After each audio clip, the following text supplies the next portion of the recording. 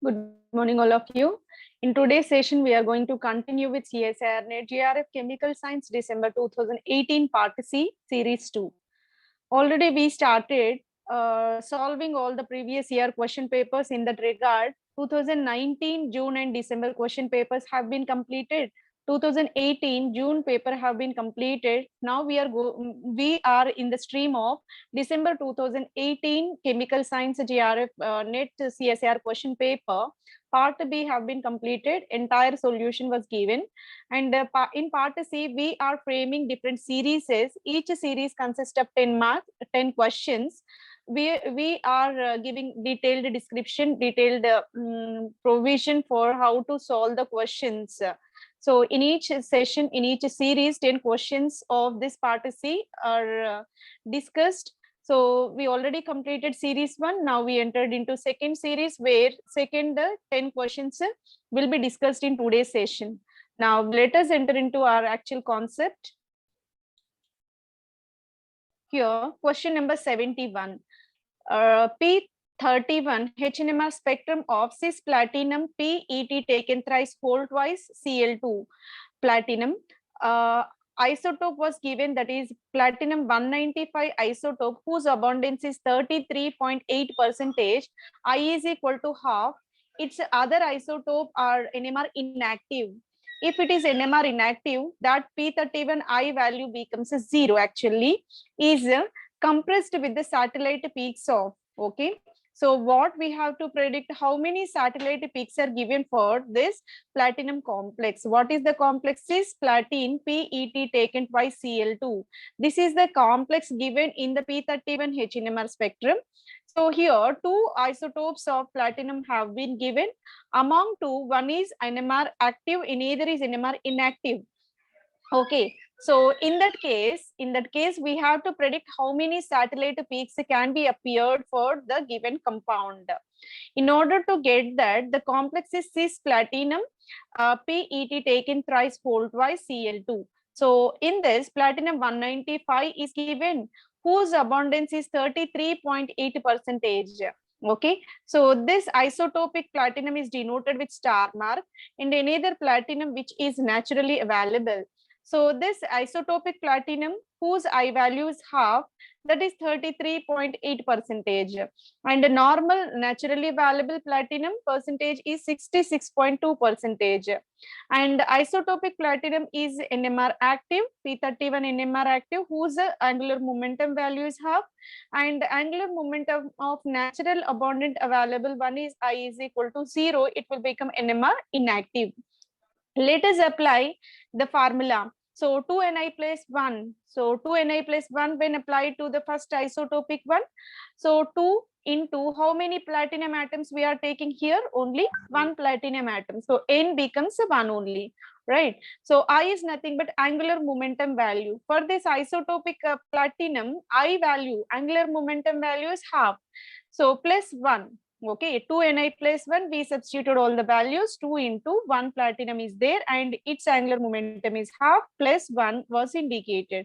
2 get cancelled. Now 1 into 1 it will become 1, 1 plus 1 it will become 2. For this platinum, that is NMR active platinum, how many peaks are possible? 2 peaks are possible. Let us predict 2Ni plus formula for this naturally abundantly available platinum. When we apply 2 into, N value will be 1 only, because we have 1 platinum. And angular momentum value, because being it is NMR inactive, we have to indicate angular momentum value as 0, right?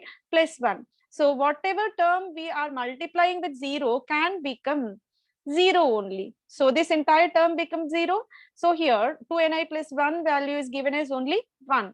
For this naturally abundantly available platinum, how many peaks are possible? Only 1 peak is possible. Now let us predict the intensity, comparison of intensity. So this abundance of isotopic platinum is 33.8.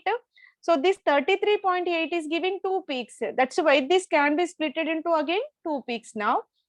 Then natural one is 66. So for this platinum, we have to indicate the longer peak with intensity of 66.2, and 2 smaller peaks will be up for this isotopic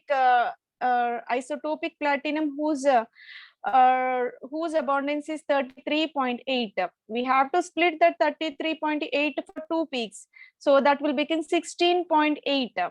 So 16.8 intensity is given for one peak and another 16.8 is given for another peak. This is called splitting of the intensity because we have two peaks, right? These two are said to be satellite peaks. So for this platinum, based on the calculation, how many satellite peaks are appeared? Two satellite peaks. That's why we have to indicate doublet.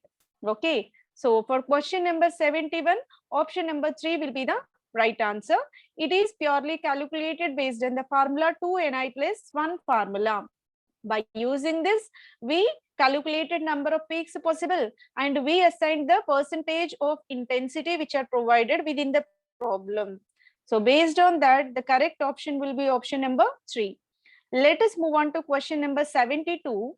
The correct order of intensity of DD transitions in the complexes of 3D transition metal of M+2 is. Okay, so where the intensity of DD transition is more. DD transition stands for excitation of electrons from lower level d orbital to higher level d orbital in the presence of given energy is known as DD transition. This DD transition, because of DD transition only most of the transition metal complexes are colored in nature, right? So the correct order of intensity we have to predict where higher energy requirement is there for the excitation. So three different complexes are given. So the metal now surrounded by 4 aqua, 4 water molecules and 2 chlorines. Here the arrangement will be cis. 2 chloro in the adjacent position, then it's said to be a cis isomer. And the second case, in the trans isomer, 2 chloro groups are far apart 180 degrees. That is 2 axial chloro groups should be taken in the second case. In the third case, metal is given as a hexa aqua complex only. Now let us see where the intensity of DD transition is greater and what could be the reason for that one. In order to get this, let us go with its representation. When we see cis isomer of this metal complex, 2 chloro groups are beside to each other. Both are beside to each other. 2 chloro groups are cis to each other. In this case, metal d orbital is denoted with a double dumbbell structure. And when chloro group is giving electrons, it is giving with a sigma bonding electron, and here orbital is represented with a single lobe. Right. When we are taking 2 chloro functional groups, both are in adjacent position. Here it is represented 2 chloro. This is the p orbital of one chloro and this is the p orbital of another chloro. So 2 chloro groups are adjacent with respect to each other. In this condition, what we can notice, there is a possibility of steric hindrance. There is an interference of 2 chloro groups because both are in very closer proximity. That's why it is not at all preferable.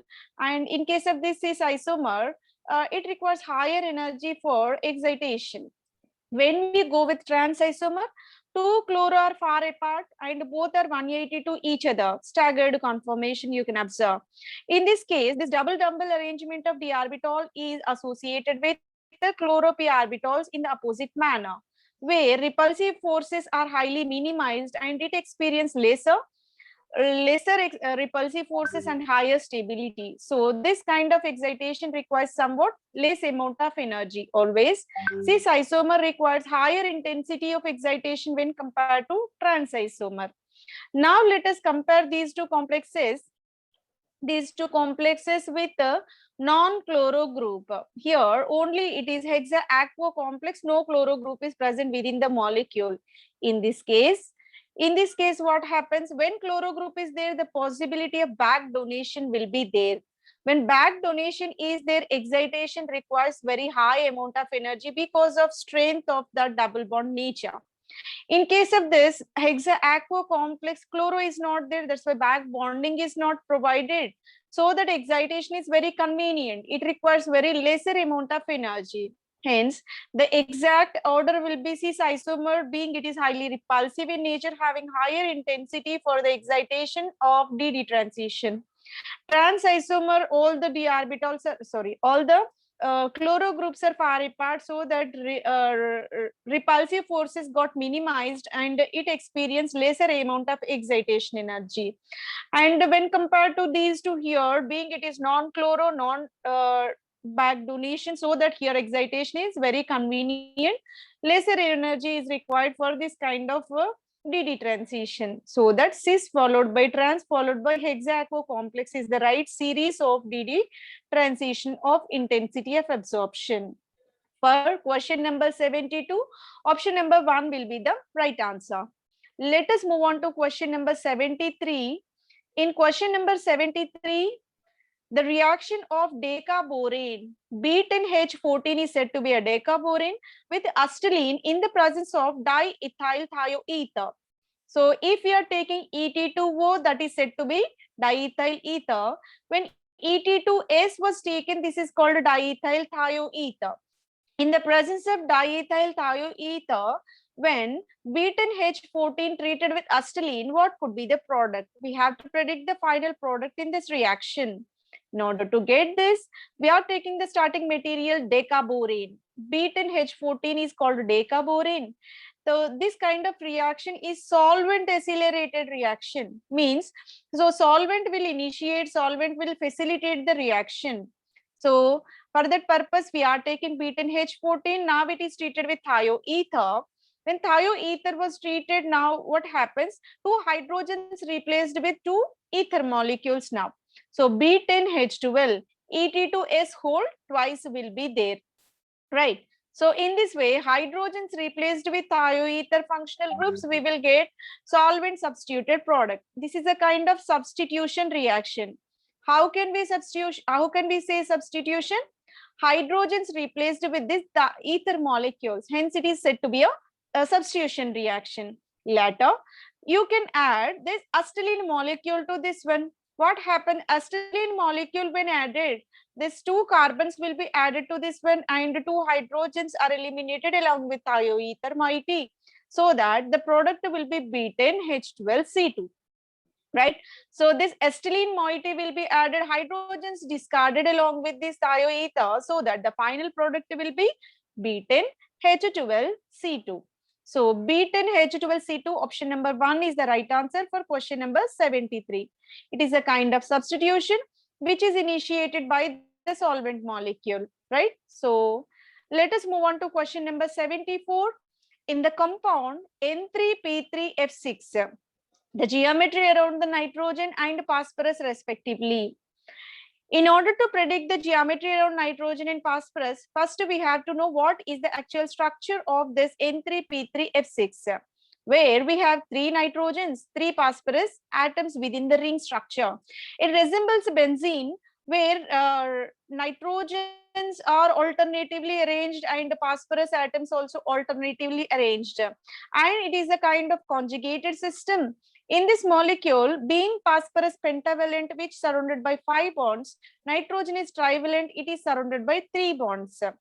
Right? So it is a kind of a system which resembles benzene molecule, and obviously it is very clear that in this nitrogen is in sp2 hybridization because 3 bonds around this, and it exists in planar nature. That is the most important thing to predict. It is surrounded by 3 bonds and the double bond nature will be there. Hence we can say it is a kind of sp2 hybridization and more planar in nature. Okay, trigonal planar arrangement will be there. Whenever phosphorus is considered in this molecule, it is in the case if all 5 bonds are sigma, what we can say? You can clearly say that it is sp3d hybridization and trigonal planar trigonal bipyramidal arrangement will be there. But around the phosphorus, you can observe 4 sigma bonds and 1 pi bond is there. That indicates phosphorus exists in the form of sp3 hybridization rather than sp3d hybridization. Okay, we need one unhybridized orbital in order to form the pi bond. That's the reason why phosphorus is associated with sp3 hybridization. That's the reason why we can say it is a kind of tetrahedral geometry. Right? So now we will say nitrogen sp2 planar and phosphorus sp3 tetrahedral in nature. For Question number 74, option number 2 will be the right answer. Let us move on to question number 75. The number of two center two electron bonds which are donated with small x of molecule is related with capital N. N stands for valency electrons and small n stands for skeletal atoms present in the molecule. Now the formula is given as x is equal to 8n minus n by 2. For P4S3, the value of x and n small n respectively. Here all the terms are given. X stands for two center two electron bond. N stands for how many valency electrons are there within the molecule. Small n stands for skeletal atoms present in, right? So in order to get this, so all these can be employed for the molecule P4S3. What is the formula? X is equal to 8n minus n by 2. Okay, so if we apply all these in this formula, we will get what is x value, what is small n, what is capital N. All these can be predicted. First, let us predict how many total valency electrons are present within the molecule. What is the compound? P4S3 is the compound. What is the valency of phosphorus? Phosphorus is pentavalent in nature. It is the kind of nitrogen family element. Right. So here 5 is the valency of phosphorus and 4 phosphorus atoms are there. 4 into 5 given for phosphorus plus sulfur. Sulfur, it is a part of oxygen family where 6 electrons resides in its valency shell and 3 sulfur atoms are present within the molecule. So 4 into 5, 20 is valency electrons of phosphorus. 3 into 6, 18. 18 valency electrons given for sulfur. Now 20 plus 18, it will become 38. For P4S3, 38 total valency electrons are present. Total valency electrons are given by what number? Valency electron n value is given to us. N value is calculated now. That is 38. N we got. So in both the options, option number 1 and option number 3, n value is given as 38. In 2 and 4, option number, n is not given as 38. That's why we can discard these two. So either 1 or 3 will be the right answer. Let us go with in either parameters. Now 38 is the valency electron count. Let us substitute in the given formula. X is equal to 8n minus n by 2, right? 8 into n. What is n? N is the skeletal atoms. How many atoms are there within the molecule? 4 phosphorus, 3 sulfur. Total number of atoms are 7. Here n value is obtained now. N is equal to 7 atoms. Small n is equal to 7 atoms. It is given here. So small n is equal to 7 atoms. Option number 3 will be the right answer. So let us calculate so that we will get even another parameter, that is x, right? So 8 into n minus 38 by 2. 8 into 7 is nothing but 56 minus 38 by 2. What it will be? 18 by 2, it will become 9. So x value is given as 9, right? So now all the parameters got calculated. What are the parameters? Total valency electron count, capital N, is given as 38. Small n, nothing but number of atoms present in the molecule are 7. It is also calculated. X is nothing but what is 2 center 2 electron bonds present in the molecule are 9. Just now we got substituted in this formula, we got 9. So 9, 38, 7. Option number 3 will be the right answer. For question number 75, option number 3 is the right answer. Let us move on to next question number 76. It is a part of inorganic chemistry. And here we have to apply the spectroscopic analysis. So IR spectral analysis value, Vivo stretching frequency values are provided to us. We have to map these stretching frequency values, IR stretching frequency values, with the given complexes. Okay, so if we observe all complexes, all are made up of molybdenum. Central metal is molybdenum, and in all the complexes we have 3 carbonyl ligands. All the complexes are composed of carbonyl ligands. Along with carbonyl ligands, we have PF3, POME taken thrice, PPH3, and pyridine. Only another ligand around the molybdenum are changing. Another ligand is changing, right? So when we go with first molecule where we have PF3, So the stretching frequency of this metal, that means molybdenum carbonyl, purely depends upon any other ligand nature, right? If ligand is having more tendency to release the electrons, if it is electron releasing or electron donating, what happens? Now bond of metal and carbonyl becomes very long. So bond becomes elongated. When bond got elongated, stretching frequency value will be lowered, right? So stretching frequency value will be lowered. So in which case, electron releasing ligand. And reciprocal can be employed if electron withdrawing group is there. When electron withdrawing group is there, electrons are strongly attracted towards this ligand. So that metal loses electron density. So that metal carbonyl bond becomes very short and strong, right? That's the reason why whenever PF3 ligand is there, fluoro being it is more electronegative element having strong tendency to withdraw the electrons. So carbonyl stretching frequency will be raised in this case. Among all the options, highest stretching frequency is given as a 2055.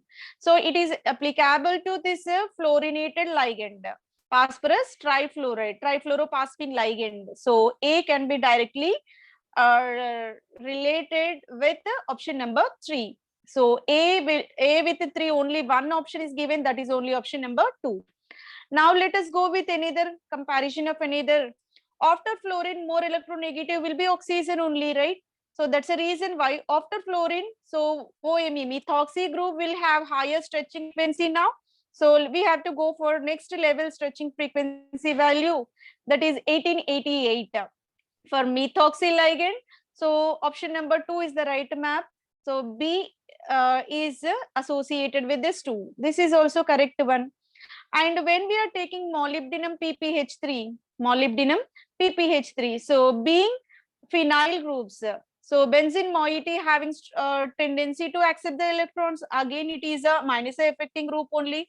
Hence the next level of frequency is given for this triphenyl phosphine. So 1835 is relevant with the triphenyl phosphine.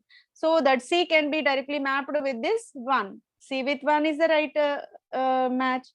And least is given for pyridine. Pyridine is an electron donor because even the pi electron sextate electronic configuration is there, more one lone pair of electron resides outside of the nitrogen, which is having more tendency to lose the electrons. That's the reason why pyridine is electron releasing. So lower stretching frequency is observed for this molecule. For option number D, correct map will be option number 4 only. So for question number 76, option number 2 will be the right answer. Let us move on to question number 77.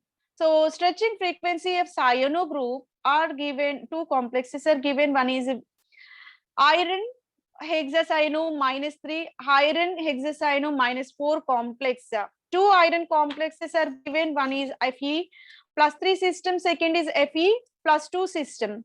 In both the cases where the stretching frequency of cyano was given, these both comes under the analytical spectroscopy analysis of coordination covalent complexes. Both belongs to the same kind, right? So here Fe+3 is there, here Fe+2 is there.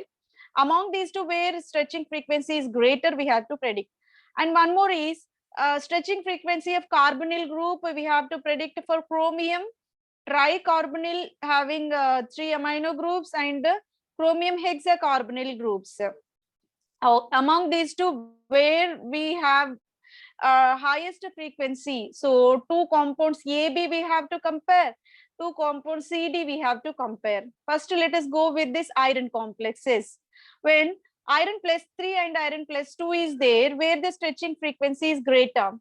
In order to predict that, when what happens, Fe+3 is there, what about charge density on the iron?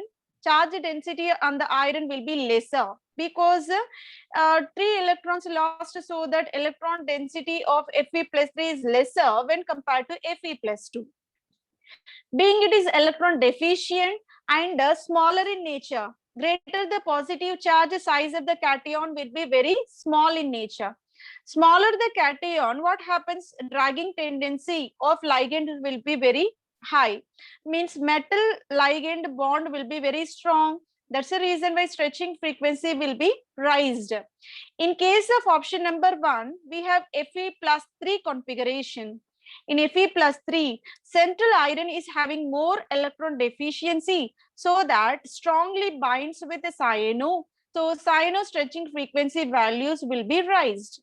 In case of FeCN6-4, Fe iron exists in the form of +2 oxidation state.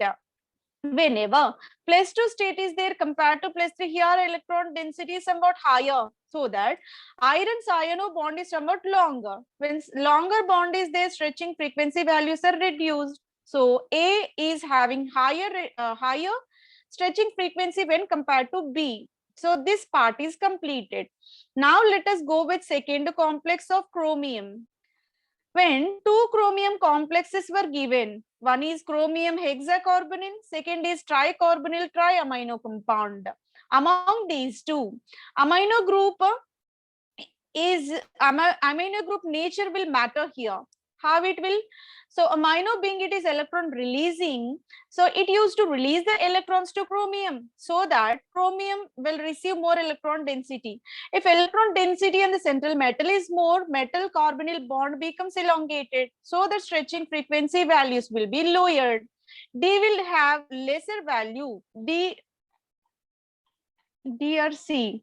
C actually it is. Okay, ammonia complex is C, right? So because of electron releasing nature of this ammonia, which increases electron density in the chromium, so that chromium electron density is more, metal carbonyl bond is longer.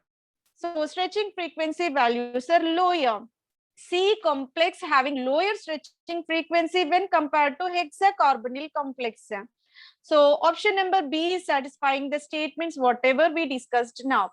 So A is having higher, that means +3 having higher compared to iron +2.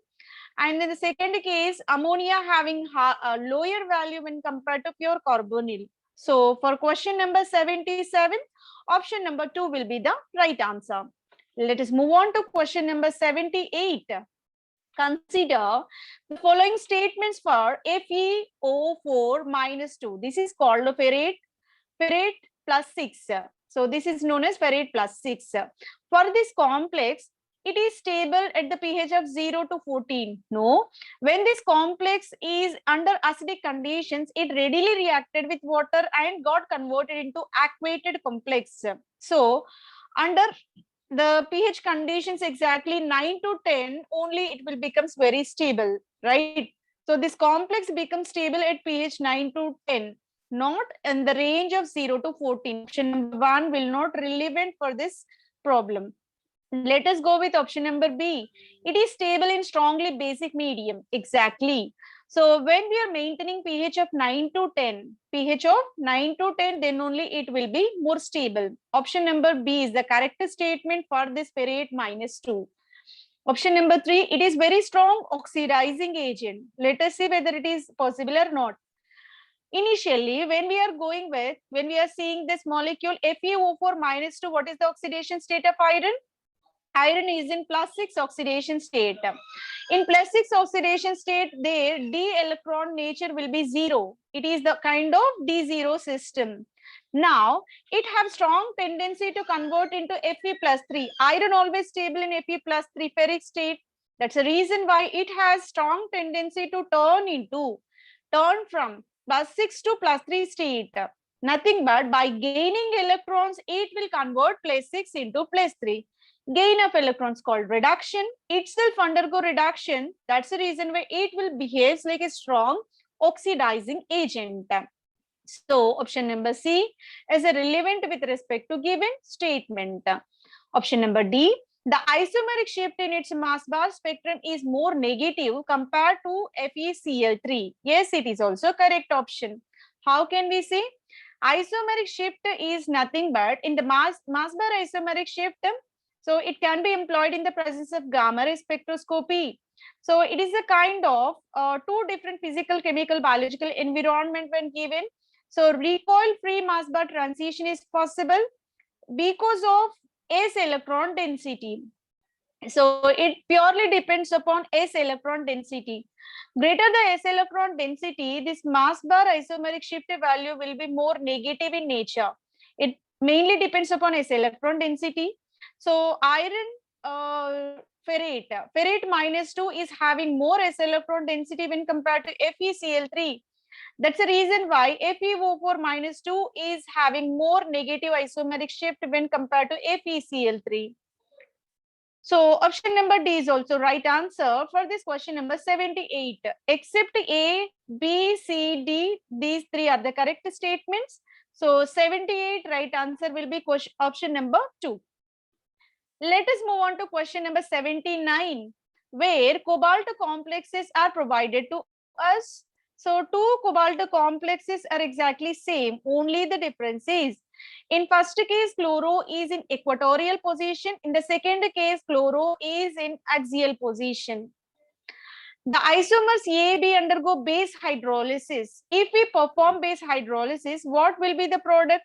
Simply chloro can be replaced with OH. When it is undergone with hydrolysis reaction, chloro can be replaced with hydroxy, so that hydroxy substituted product will be generated. Now the reaction mechanism proceeded with trigonal bipyramidal intermediate. There is a possibility of trigonal bipyramidal intermediate. It is somewhat resembled with SN1 kind of substitution, because so initially ligand, a starting material will lose the ligand, so that another intermediate compound is formed that will reacted with another nucleophile, so that substitution is possible. So in both the cases, we can observe SN1 type of mechanism. Now let us see how can we predict rate of the reaction, where the fast rate of the reaction is there, where slow rate of the reaction is there, and what will be the stereochemistry of the final product. In order to get this, we have certain guidelines which are provided by Henderson and Tobey. So Henderson and Tobey told that there should be a flat nitrogen, secondary amine nitrogen should be present. Okay, so flat nitrogen secondary amine NH2 containing nitrogen is present in first option, even in the second option. Both are satisfying the statement. Now, the amido group must be present cis to the leaving group. Amido group must be cis to the leaving group. So this amido group NH2 is NH2 stands for amido group. That should be cis to chloro. Amido group must be cis to the leaving group. When we take amido group here, cis arrangement is present within the molecule. In case of this one, amido group is not in the cis arrangement with respect to this amido functional group. In option number B, cis arrangement is lost. In option number A, cis arrangement is there, so that it will react faster when compared to this axial. A rate of the reaction will be faster in accordance with Henderson-Tobey. And the planar amido group intermediate should be perpendicular to the trigonal plane of the cobalt. So here this cobalt and this amide group should be perpendicular to each other. Cobalt and amide are perpendicular to each other in both the cases. This also satisfies. Only the statement not satisfying for both the molecules, sir. Chloroamido are cis in nature, chloroamide are not in cis nature for B. So in that regard, compound A will react faster when compared to compound B. Now let us go with another option, that is either single compound or mixture of compounds are given for the product.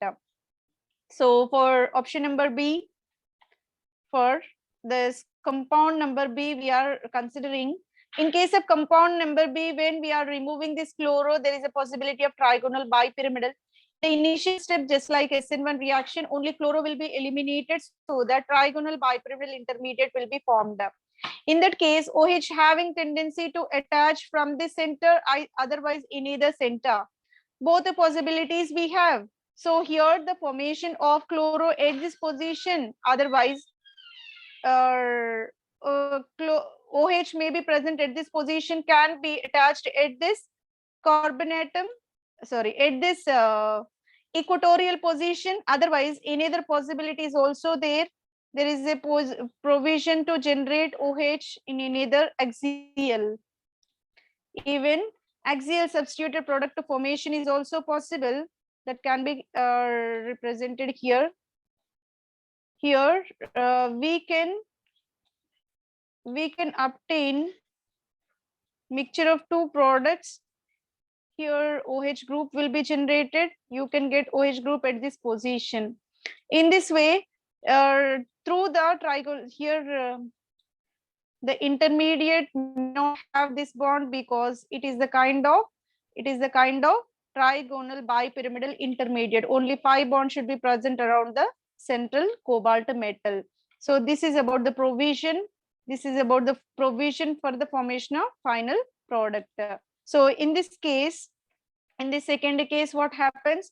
Whenever this nucleophile is added, fluoro group can be removed so that we will get trigonal bipyramidal geometry, and it have trigonal bipyramidal geometry being it is a planar one, having provision to attach OH from this center, otherwise this center, so that mixture of two products will be obtained.